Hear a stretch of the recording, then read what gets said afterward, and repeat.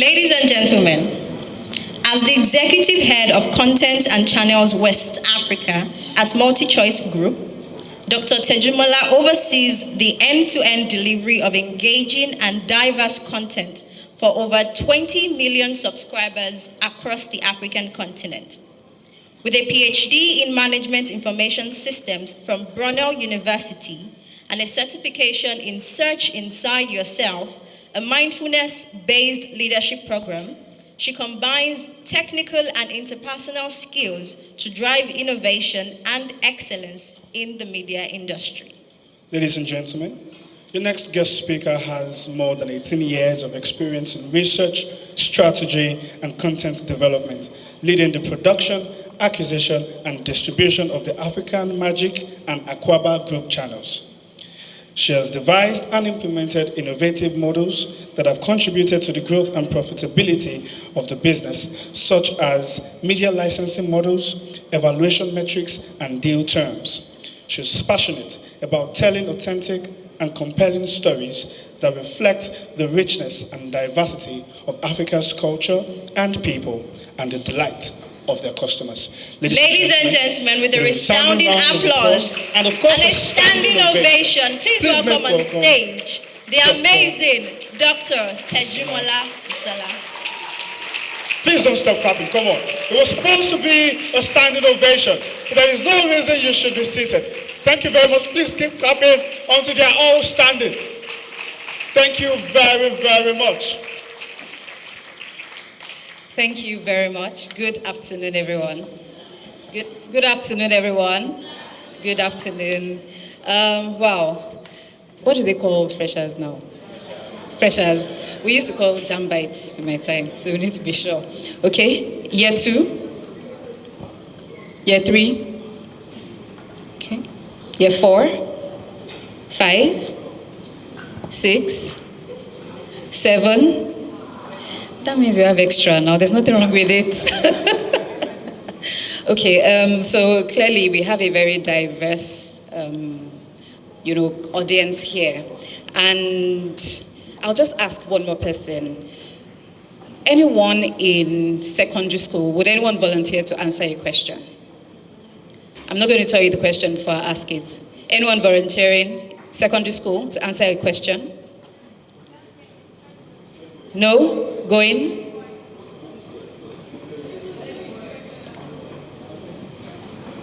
Nobody to answer a question from secondary school. And you are here for storytelling. Thank you. For answering, you would also get a prize for answering. Thank you. What do you want to study in university? You want to study law? That was all. It was actually a simple question. Thank you. Anyone, well, you got yourself a gift. Anyone in university who wants to answer a question? Okay. So in secondary school, what did you want to study? You wanted to study medicine and surgery. What are you studying now? Microbiology. Okay. Is there anyone here who wanted to study, who is currently studying something different from what they wanted to study in secondary school? Almost everyone. Permit me, my co-speakers. Is there anyone here, I already know, you already told us you studied something else and you're practicing something else. Is there anyone else who is practicing what they studied? Everyone says no. I'm also not practicing what I studied. Which brings me to my first point. You see, what you study, what you learn, all your skills are very important. But what is most important and wouldn't change is you. So the first thing you need to do is focus on developing yourself. Early on, can we have your attention? Early on in your schooling, in your career, you need to first sit down and decide what your core values are. Who would you want to be? Because who you want to be, who you are, or who you decide to be will take you through the different journeys of your life, in the different businesses, and even in your universities. So one, are you agreeing that I'm going to be someone who has integrity? I'm going to be someone who will keep learning. You mentioned learning. Many people say, I read a book. Ask them, You know, we carry books around. Ask them what is in that book. Do you really, and it doesn't come to you naturally. How long have you been reading, sir? He's been reading all his life. But you just mentioned it now. Oh, I read a book every day. It doesn't happen overnight. You don't get to your 30 and then decide to start reading. You start cultivating the habit now. That's one. Two, it's deciding what your core values would be. So for me, my guiding principles is my spirituality, my family, and then the other things, being authentic, having integrity. It guides me in every single thing that I do. And that is why, one, you wouldn't cheat someone when you're in a business like you got scammed, right? So I know that everyone is here, how can I make money? I just want to make money. I promise you, you would change roles and change. Look at people wanted to study one thing. I wanted to study engineering. I ended up studying computer science. You heard them of things you have to study. Two, you have to be able to analyze cases. That's a life skill that you will use in real life. You're studying mathematics, you're studying statistics, and you're like, I just want to count money. Yes, you will count money. But in studying mathematics, you have to have an answer, right? You have a question, you have your logical thinking equation, and you have an answer. It helps you build an analytical mind. Meaning that when you get to the real world, either be it in HR, in TV, in content, in music, in real estate, you have to find what the problem is. You have to be able to be solving a problem. And then you identify your problem. You have to have a logical, how am I going to solve the problem, and get to a solution. I promise you, that is why we all get up in the morning. Solve a problem, think of how you solve the problem, and find a solution. That is how come you can use a laptop, you can use an iPad, you can read a book. Those were all problems that were solved by someone. So the course that you're studying, or any subject that you're studying now, don't think about it as, I have studied this thing. Think about the discipline and the skill set you are learning from it. Thirdly, I know I'm speaking in bits now because a lot of questions have kind of overturned what I wanted to say. I know that there's a lot of people who are multi-potentialites. What that means is you can do many things. So makeup artist, I can do hair. Fun fact, when I was younger, I did a lot. And, I have been a lesson teacher. So when I finished secondary school, we were home, waiting for JAMB, and I would just look around, and there, in the compound where I stayed in Surulere, there were young kids there. I'll go and make their parents. I can teach them math. I was necessary. Of course I can teach them math. I can teach them math. And the parents would say, okay, 5,000 naira. 5,000 naira in 1999, it was a lot of money. So I will have at the point, I'll have 6 or 7 children. All of us in the compound, we sit down there. I help them do their homework. I teach them, it's primary school math now. You teach them math. The kids do well in school. I get my money at the end of it. So every month, as at the second, I was making 30,000 naira. That was a lot of money. But in my head, I knew I could teach. Now, did I go around saying, nah, I've learned how to teach, so I must start teaching? No, but I knew I could teach. Fast forward to when I got into school, and I was telling someone earlier this day, when you usually do IT, I don't know if every course does IT, industrial training, and so they sent me to this company. It was a one-man business, and the man says, I can't pay you. However, at the end of your IT, I will give you components of a CPU. How many people know what a CPU is? See now, we use laptops. Your desktop, you see this white thing? That's what it looked like. But you know how you don't use laptops, you have your desktop on your table and you have something under. Gen Z, they don't know. Anyways, in that time, there were no laptops. It was CPUs. And you wouldn't buy it off the store. You would build it and couple it. And so, at the end of every month, this man would give me a piece. So this month, he will give me the motherboard. Then the next month, he will give me the audio card. So that's what he did until the last day. And he says, I've given you the component of a computer. Couple it and let me see what you've learned.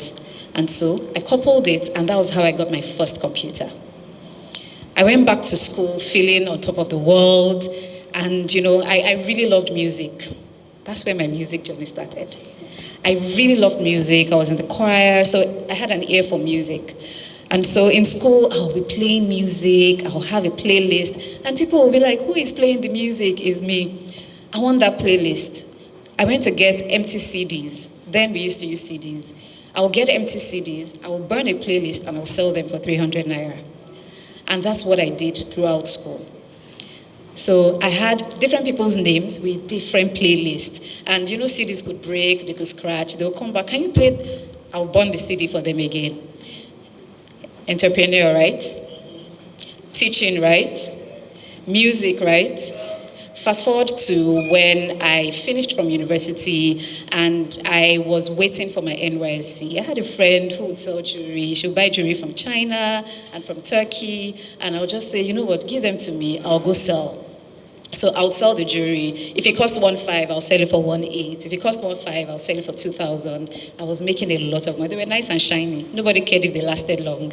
But I was making a lot of money at the time. So now I can sell. I have an ear for music. I know that I can teach.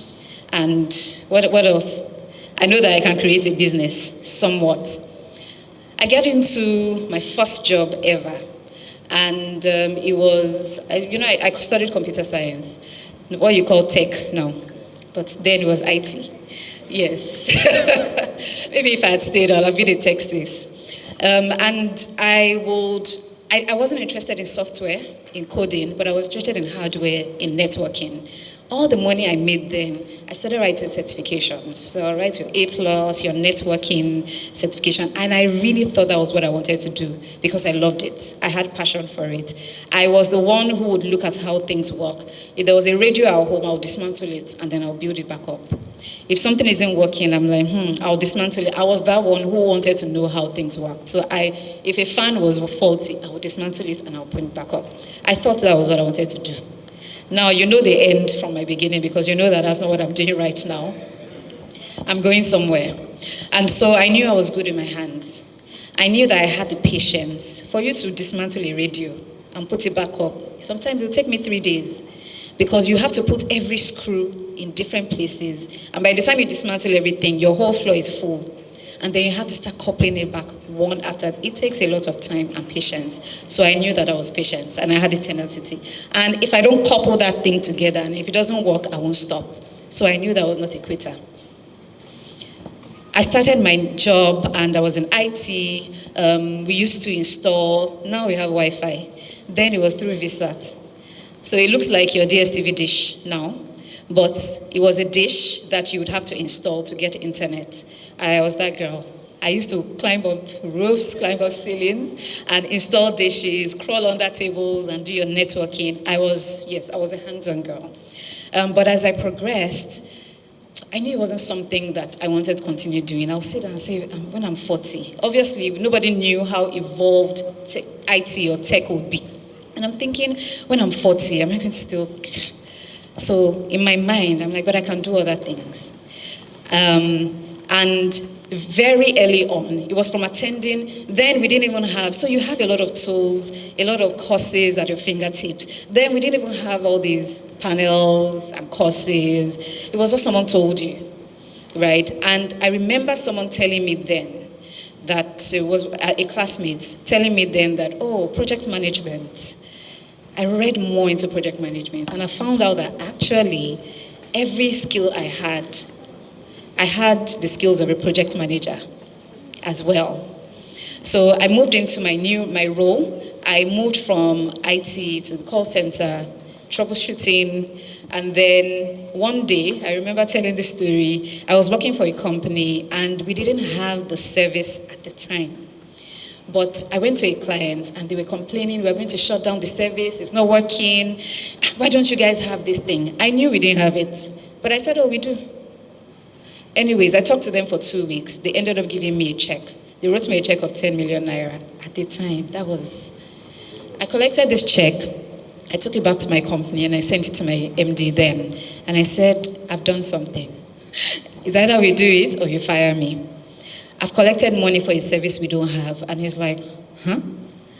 So I explained myself, and he thinks about it. Obviously, at the time, he's thinking, there's no way I'm going to return this money.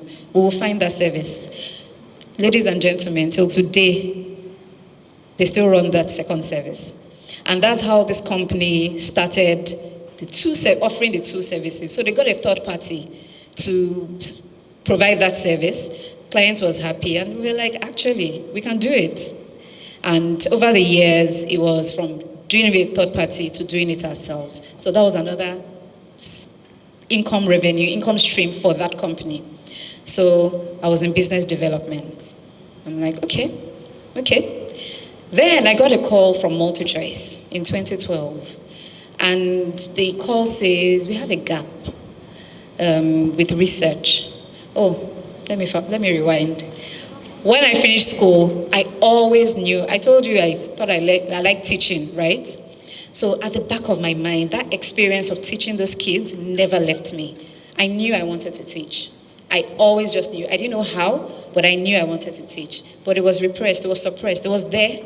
When I finished university, I thought I'll go do my master's. Everyone does their master's, no big deal.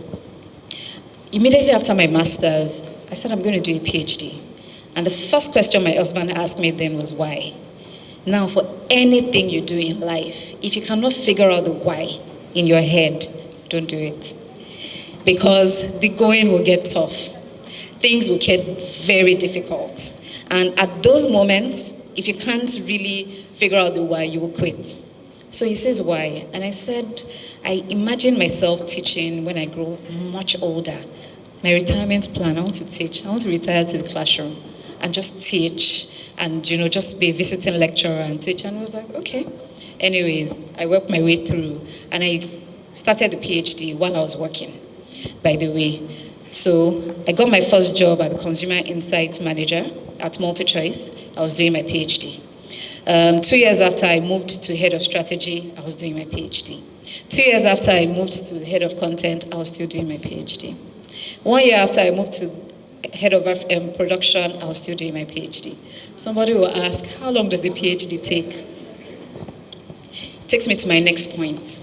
You can do everything and anything you want at the same time. You have the capacity.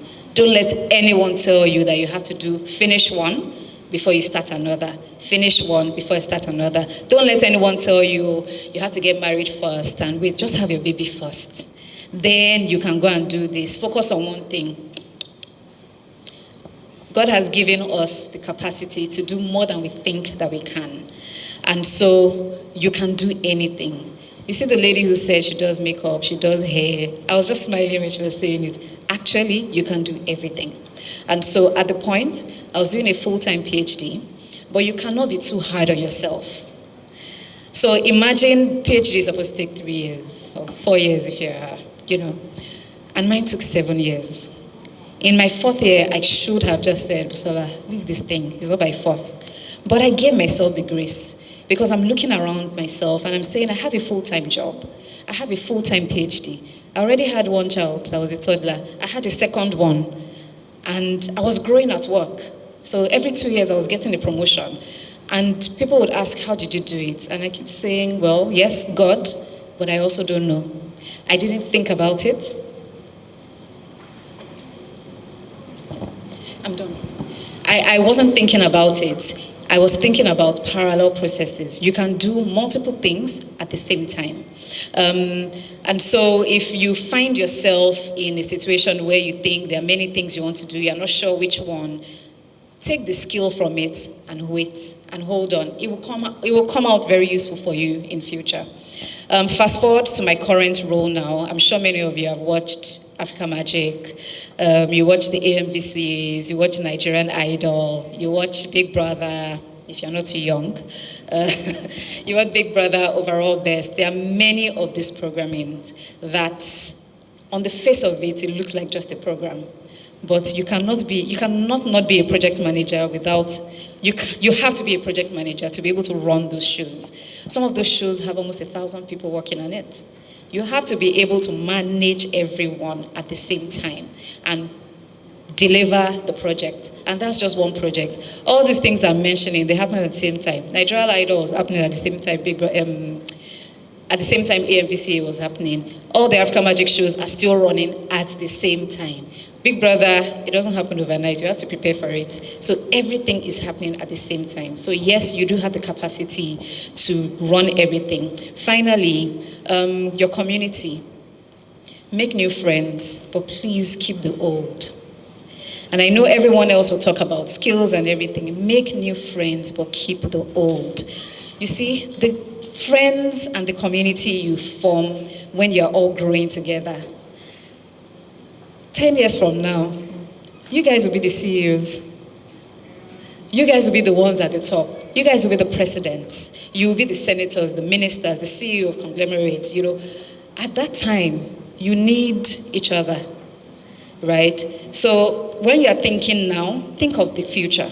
There are many, my QC old girls, we're 80 in the class then, in a WhatsApp group, and we are engaging, like we're still like sisters. But apart from the playing, it's, I need this, I need that, I need this, I need that. And you might not even need anything from anyone, but it is your children, right? So please keep your community going. I know I said lastly, but lastly, my final point, anything is possible. You can do anything. My job this morning, because I hear from a lot of young men and young ladies that, I can't do everything. I just need to make money. You will make money. And you will pull a lot of the experiences you are gaining now in future, right? Everything you go through now, it matters. Everything you go through now will be part of your story. Some of it you make money from. I've told you my story of making money, but some of it are skill sets that you will need in life. So please keep learning, keep your community going, be true to yourself, and you can do anything. Nothing is impossible. It is impossible because it has not been done. The minute someone does it, it's possible. So nothing is impossible. Thank you. Thank you so much. Please let's keep clapping. I believe that the applause can be louder than that. Thank you so much, Dr. Busola Tejumola.